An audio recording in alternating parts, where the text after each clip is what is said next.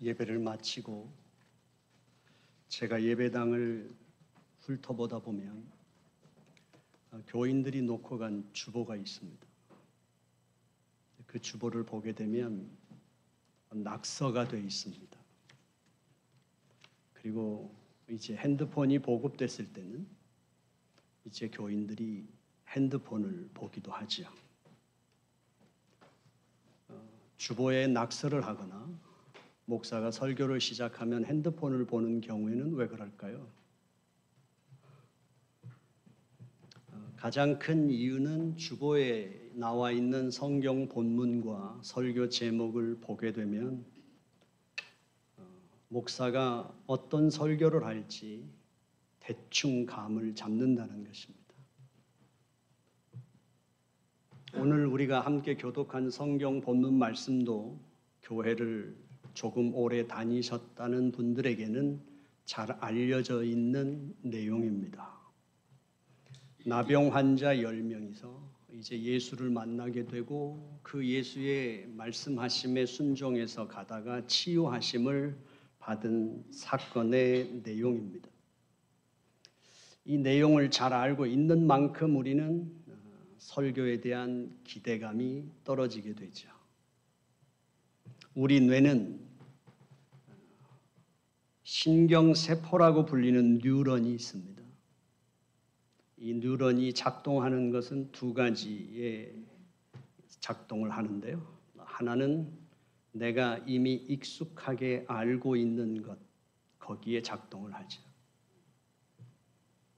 우리가 찬양을 부르게 되는데 아는 찬양을 부르실 때 기쁘십니까? 아니면 모르는 찬양을 새로 부를 때 기쁘신가요? 목사의 설교를 영어로 들을 때 은혜가 되시나요? 한국말로 들을 때 은혜가 되시나요? 대부분의 교인들은, 우리 길복교 교인들은 제 설교가 어렵다고 말씀하십니다.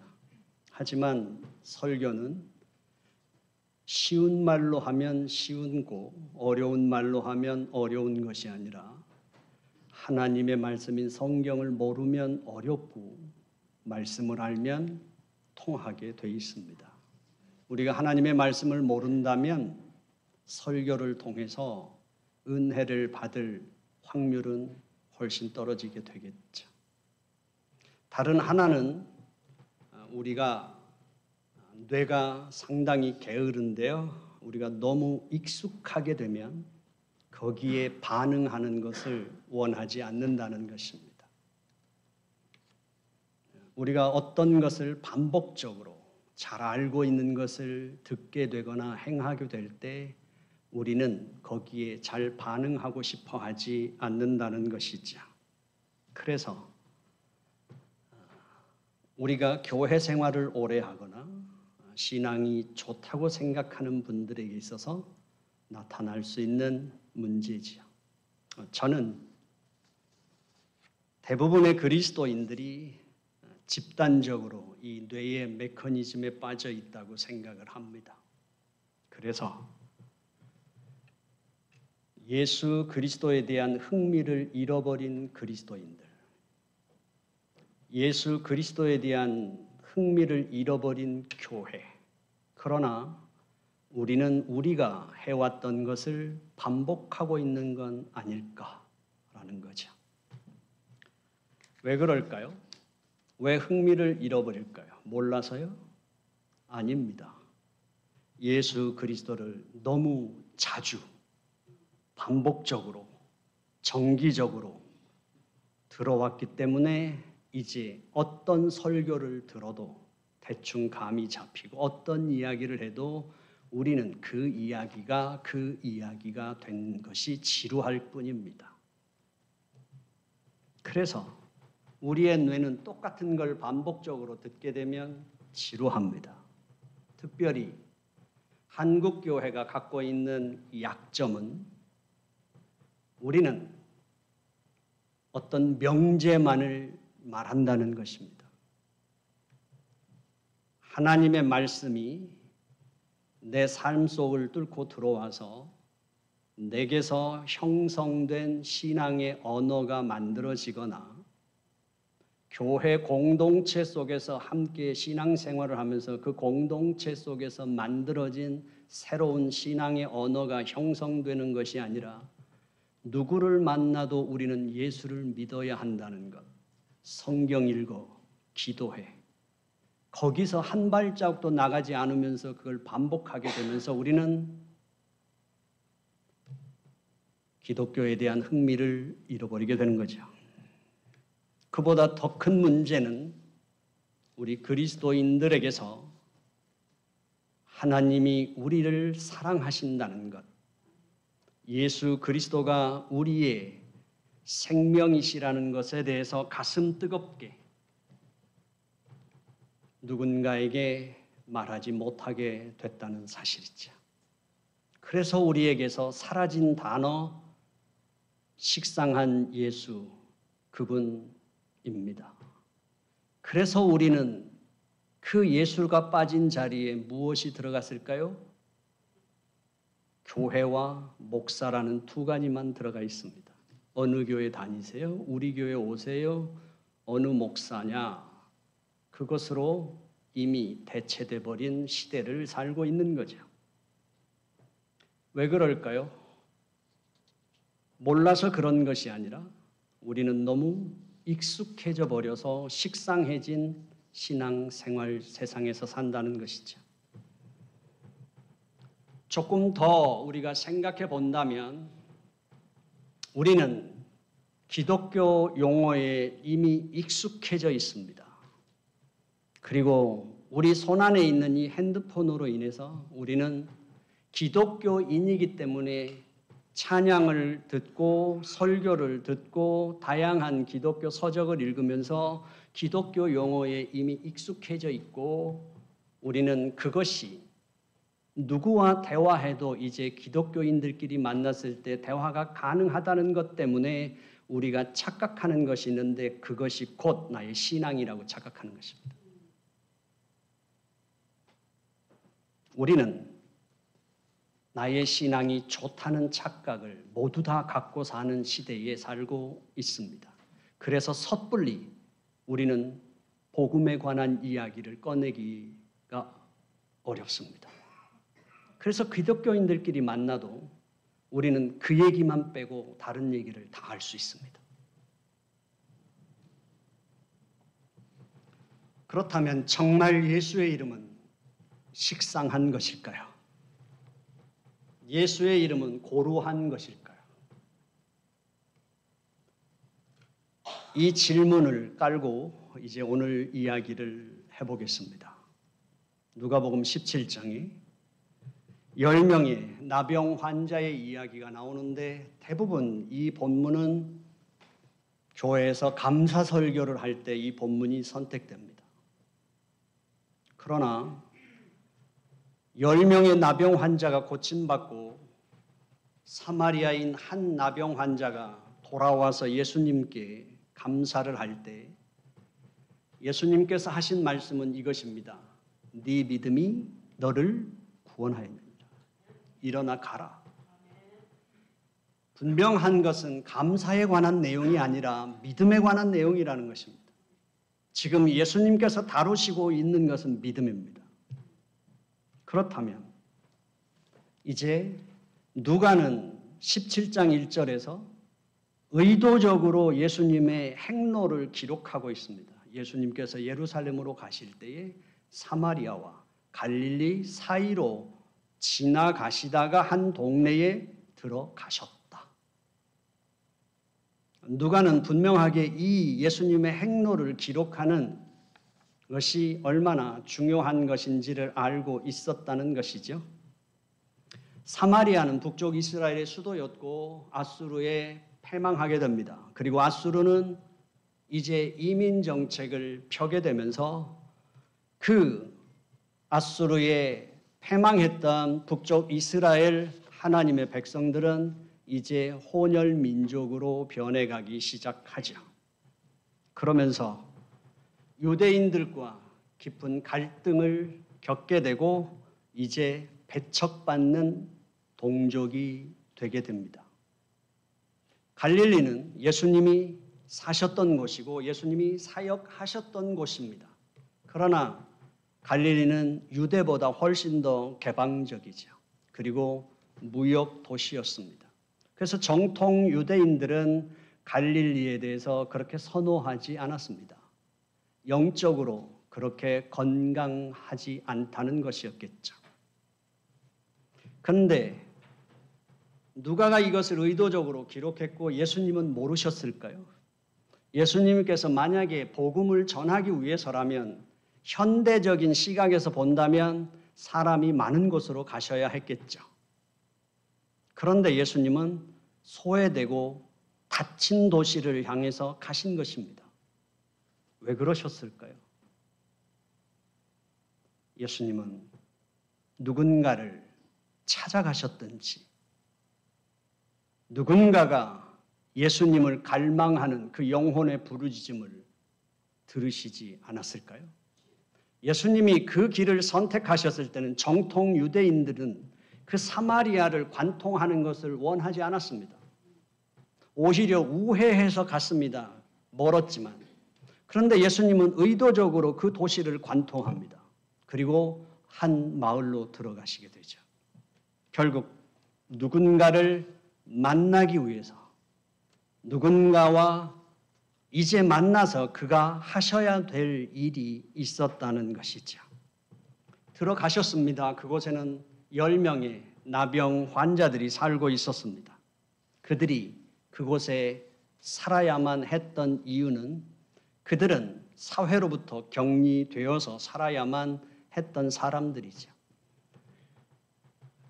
그들에게 누군가 다가온다면 그들은 입을 가리고 외쳐야만 했습니다. 부정하다, 부정하다. 가까이 오지 말라는 것이었죠. 그 부정한 그들이 사회로부터 격리되고 가족으로부터 분리되어 살아가야 했던 그들이 살기에 가장 적합한 곳은 어디였을까요? 정통 유대인들이 닫아놓고 거부했던 도시 사마리아. 그렇지만 그 폐쇄된 곳처럼 여겨졌던 그 사마리아, 살기에, 광야에서 살기에 적당했겠죠.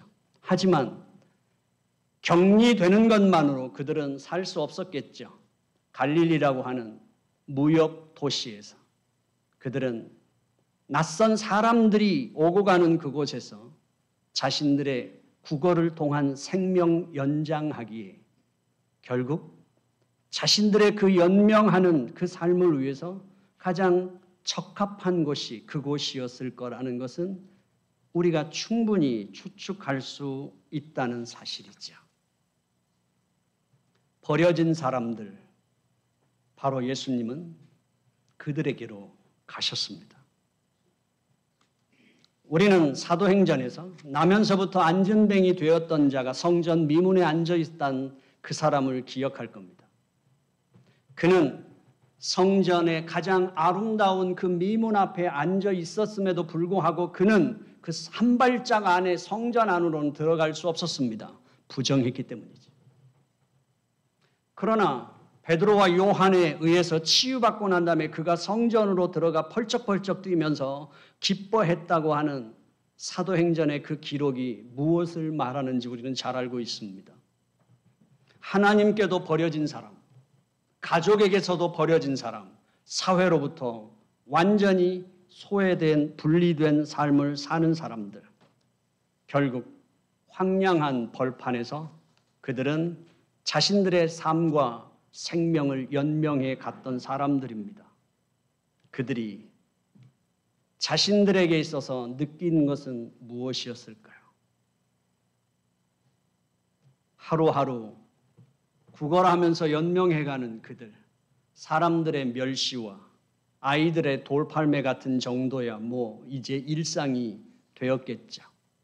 하지만 자신의 살이 문드러지고 손가락이 잘려나가기 시작하고 발가락이 잘려나가는 자기 눈으로 확인하는 자신이 괴물처럼 변해가는 그 모습, 그럴 때 자신의 존재 자체를 부정하고 싶고 자신의 삶 자체를 원망하지 않았을까요?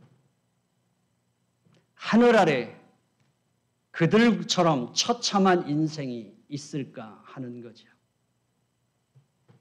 폴 틸리히는 인간의 소외에 대해서 세 가지로 말했습니다. 자아로부터의 분리, 소외, 타인으로부터의 소외, 궁극적인 존재로부터의 소외입니다. 자신의 내면과 모든 정신이 통합되지 못하고 분리되고 부조화를 이루는 것이죠. 현대 사회는 우리로 하여금 타인의 기대와 사회적인 역할에 대한 가치로서 자기 자신이 판단받고 있다는 것을 잘 알고 있습니다. 타인의 기대에 인정을 맞추고 싶고 사회에서 역할에서 자기의 가치와 효용성을 드러내고 싶은 인간은 결국 자기 자신을 잃어버리게 되는 것이죠. 그러면서 스스로가 이제는 나 자신이 주체적으로 사는 나 자신이 아니라 타율적인 존재로 바뀌게 되면서 소외감을 느끼게 되는 것이죠. 둘째는 타인으로부터의 소외입니다. 우리는 타인과의 진정한 연대, 온전한 관계를 맺고 싶어 합니다. 그렇지만 우리는 이 세상의 메커니즘 속에서 살아가면서 우리는 우리 자신이 얼마나 효용성이 있는지, 우리가 얼마나 생산성을 갖추고 있는지가 우리의 존재 가치처럼 평가받는 그 삶을 살아가게 되지요. 결국 어느샌가 이 사회에서 나는 한 인간으로서 인간과 인간이 만나고 연대하는 게 아니라 우리는 타인의 수단이 돼버린다는 사실을 부정할 수 없습니다. 그리고 우리는 궁극적인 존재인 하나님으로부터의 분리는 결국 일그러진 우리의 정체성, 우리의 삶의 방향, 우리의 삶의 가치들을 잃어버리거나 혼란을 겪게 된다는 사실이죠.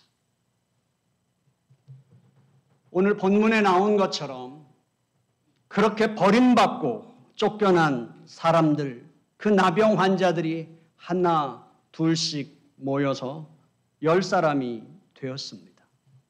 그 10사람 모두 가슴 저린 자신의 사연을 안고서 서로를 의지하며 그렇게 치열하게 자신들의 생명을 연명해 가고 있는 것이죠.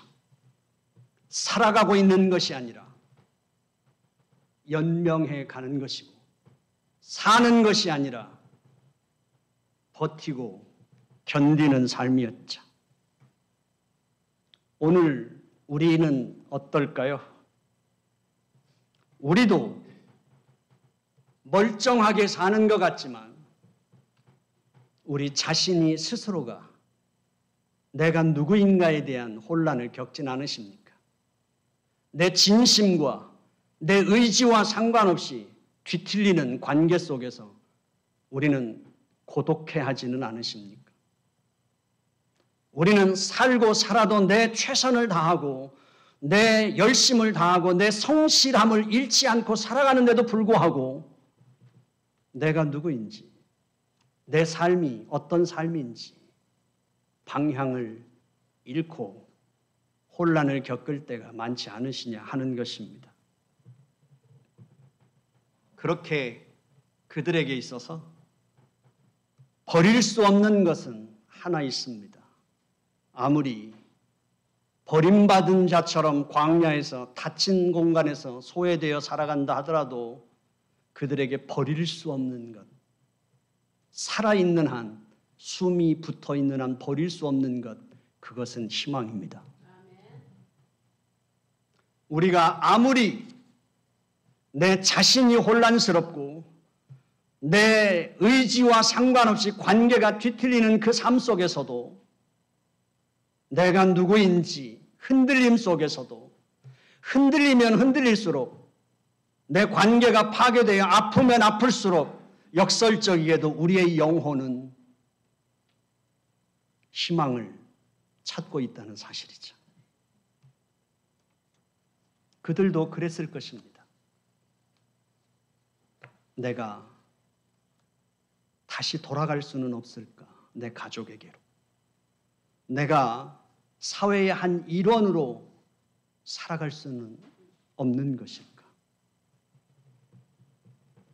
그들은 이 세상에서는 희망이 단절된 사람들입니다. 난치병, 아니 불치병에 가까운 나병 환자들은 이 세상에서 그 누구도 그들의 삶에 들어올 수 없고 그들의 인생을 끄집어내줄 수도 없는 이 세상에서는 희망이 단절된 사람들입니다. 그들에게 희망이 있다면 어쩌면 마지막 희망은 내가 이 세상에서 이렇게 살다 죽고 다시 태어난다면 내가 사회에서 평범하게 살아가는 사람으로 태어났으면 좋겠다는 생각 안 했을까요? 우리도 마찬가지입니다. 다들 멀쩡하게 사는 것 같지만 우리는 우리의 약함을 알고 있고 우리의 뒤틀리고 깨진 우리 자신의 모습을 잘 알고 있습니다. 그래서 우리는 다른 어떤 것들로 내 자신을 위로하고 싶고 내 삶을 버티려고 몸부림치지만 그러나 쉽지 않습니다.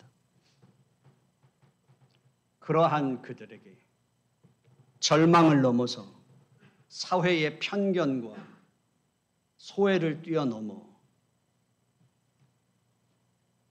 예수, 그가 그들에게 오신 겁니다. 하나님께서 오셨습니다. 그런데 그들은 오시는 예수를 향하여 멀리 서서 외칩니다.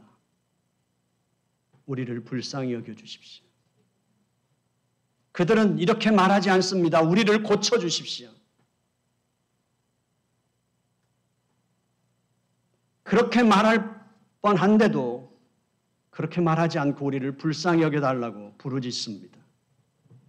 그 음성은 얼마나 절박한지 우리가 충분히 느낄 수 있습니다.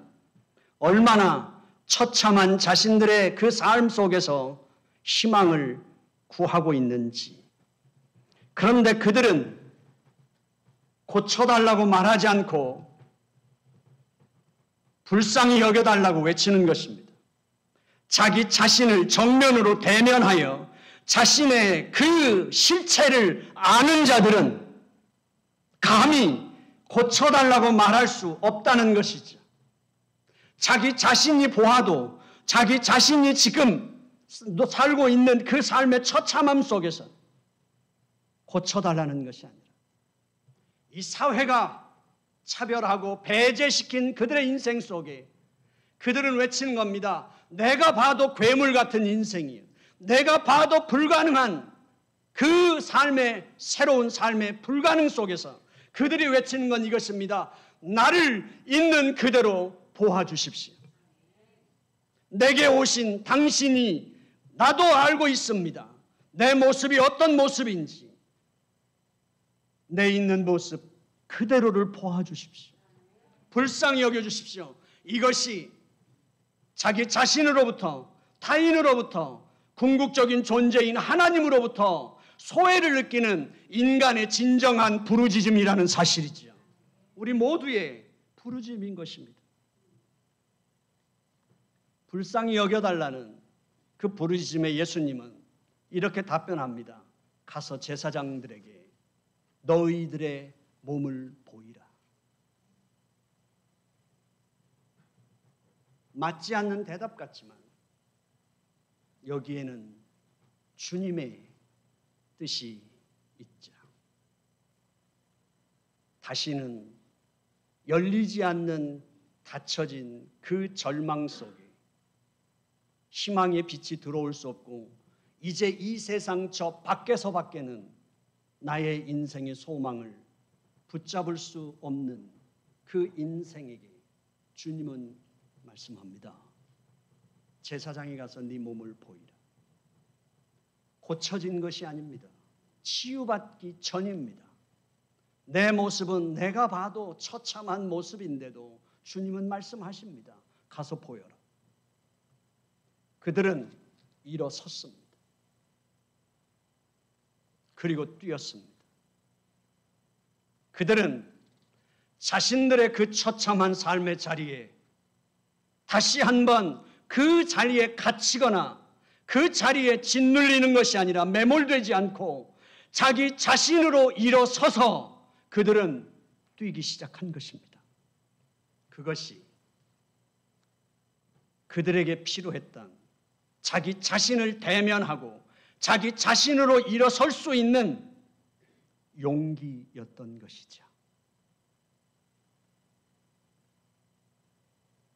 오늘 우리는 어떨까요?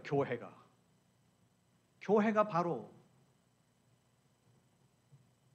그러한 부르심을 받은 곳입니다. 사마리아 여인은 결국 자기 자신을 부정하고 싶었고 자기 자신을 다른 사람에게 도저히 나타낼 수 없었습니다. 그러나 그가 예수를 만나고 난 다음에 그는 물동이를 버려두고 자기가 가장 부정했던 그 사람들 속으로 뛰어 들어갔던 인생처럼 이 교회에 온다는 것, 교회의 존재의 가치는 바로 자기 자신이 내가 원하는 어떤 이상의 존재로 변화시켜 준다고 하는 약속이 아니라 나도 알아요 내가 연약하다는 걸, 나도 알아요 내 성품이 뒤틀려 있다는 걸, 나도 알아요 내 말이 이쁘지 않다는 걸, 나도 알아요 내 인생을 나 스스로 주체할 수 없다는 걸. 그러나 예수 그리스도의 복음은 우리 자신이 바로 그 내 자신과 정면으로 마주할 수 있는 용기, 그것이 믿음인 것입니다. 그것을 알게 하고 그 경험을 하게 만드는 것이 교회라는 사실입니다. 예수의 이름이 너무 식상한 시대에 우리는 살고 있습니다. 그 10명의 나병 환자는 다 치유받았습니다. 그러나 한 명만 왔습니다. 왜 이방인 사마리아 사람 한 명만 왔느냐는 질문. 제가 너무 비약일까요? 9명은 유대인이었을 것 같지 않습니까? 그 유대인들에게 가장 익숙한 것은 무엇일까요? 그들은 하나님을 예배하고 말씀을 읽고 기도하고 유대교에 충분히 젖어 살던 사람들이었습니다. 우리처럼 말입니다. 사랑하는 성도 여러분, 여러분들이 고난을 당할 때 어디서 답을 찾으십니까? 여러분들이 절망에 빠졌을 때 어디서 답을 찾으십니까?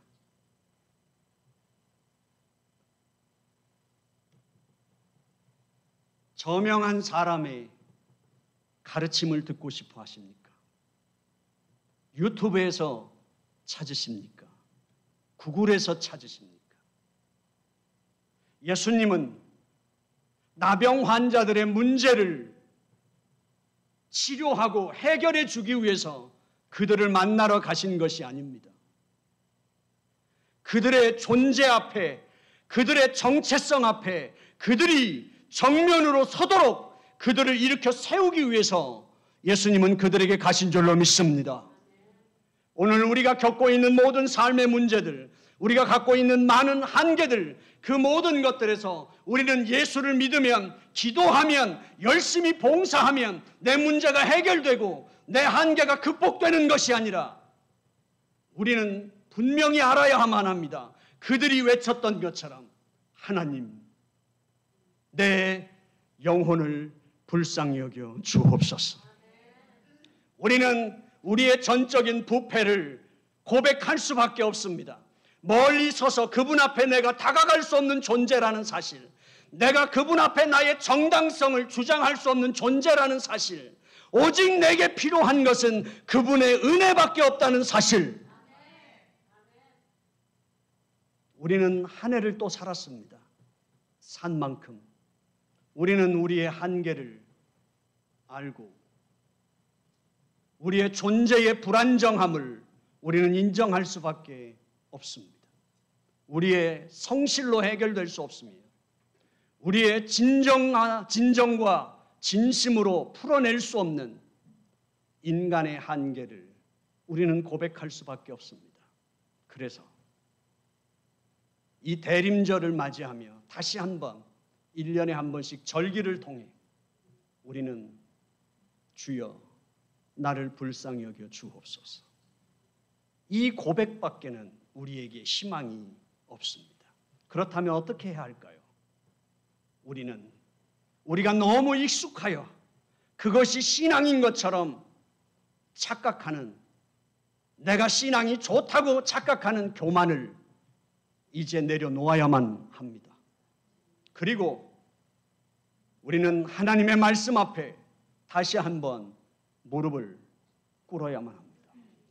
그 말씀은 내가 국어책을 읽듯이 그 책을 읽어 내용을 이해하려고 하는 것이 아니라 내가 그 성경을 내 삶에 맞추어 감동되는 그 말씀을 줄을 긋기 위한 것이 아니라 내 영혼이 내 머리채를 아무리 붙잡고 내가 아무리 열심히 내 머리채를 흔들어도 내 인생은 달라질 수 없다는 그 절망 앞에서 아버지께 내 생명의 말씀을 구할 수 있는 우리의 새로운 시작이 필요하다는 것이죠. 이 대림절을 맞아 다시 한번 우리의 신앙이 각성되고 주님 앞에 진정한 절박한 처절한 기다림이 다시 한번 소생되기를 주님의 이름으로 축원합니다. 기도하겠습니다. 하나님 아버지, 우리의 살아온 길을 망각하지 않도록 우리를 도와주시옵소서. 우리가 서 있는 이 세상 속에 우리로 하여금 세상을 아는 지혜를 주시옵시사. 우리로 하여금 나태하게, 우리로 하여금 너무 쉽게 이 세상을 대하지 않도록 우리를 도와주시옵소서. 우리로 하여금 우리 자신을 지켜내고 우리 자신을 우리 자신답게 살아내는 것, 그 치열한 영적인 싸움으로 우리를 다시 한번 밀어넣어 주시옵시사. 이 대림절 기간 동안 우리로 하여금 다시 한번 우리가 허리띠를 동이고 하나님의 사람으로 거듭나 우리에게 오시는 예수님을 알아챌 수 있는 저희들 되게 하여 주시옵시고 그 주님을 향하여 반응하게 하여 주시며 그 주님 다시는 내 손을 놓지 말아 달라고, 우리 주님이 아니고는, 그 은혜가 아니고는 내게 희망이 없다고 고백하는 그 성탄절 아침이 되도록 우리를 인도하여 주옵소서. 예수님의 이름으로 기도드려 싸움나이다. 아멘.